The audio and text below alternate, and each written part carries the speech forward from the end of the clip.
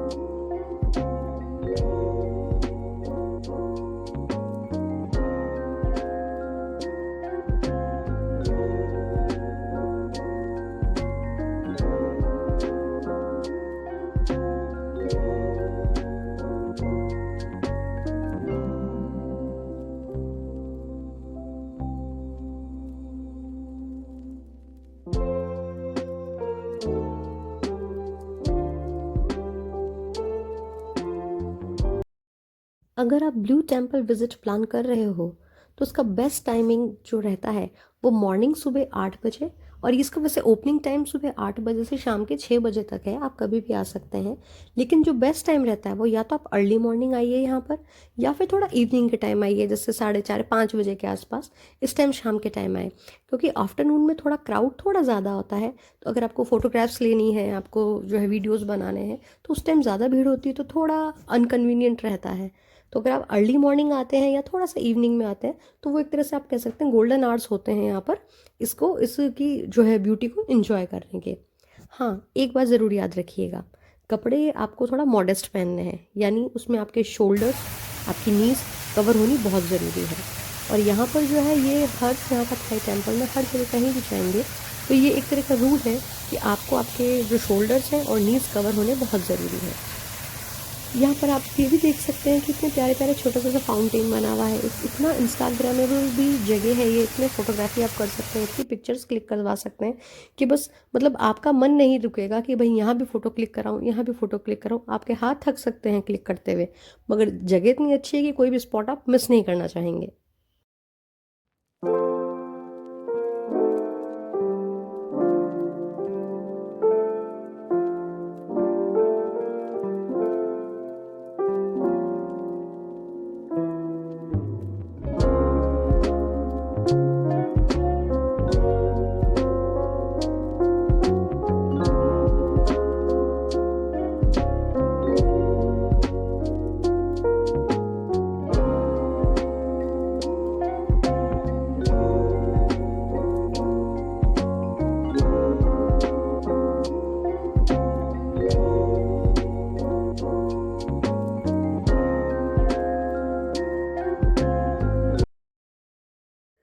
तो अब चलते हैं अपन मेन हॉल के अंदर। यहाँ पर एंट्रेंस पे जो ड्रैगन की मूर्तियाँ बनी हुई हैं वो बिल्कुल मनमोहक, उनका नीला कलर, हरा और गोल्डन शेड्स में जो उनकी नक्काशी बनी हुई है वो देखते ही जो है मन बिल्कुल नहीं भरता, जो इतनी सुंदर बनी हुई है यहाँ पर। अगर आप फोटोग्राफर हैं या फोटोग्राफी लवर हैं तो यकीन मान लिए मेरा, यहाँ का हर एक कोना इंस्टाग्रामेबल गोल्ड है।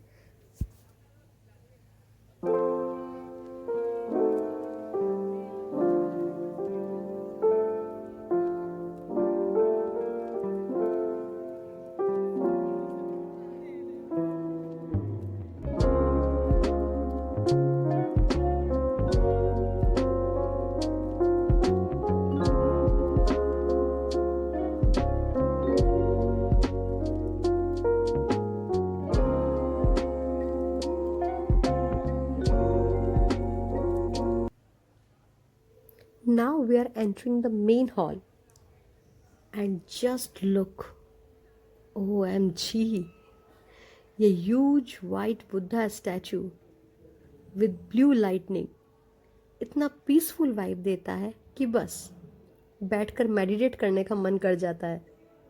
इवन पीपल अराउंड यहाँ एक अलग सी कामनेस है और कई लोग यहाँ बैठ के मेडिटेशन भी कर रहे हैं।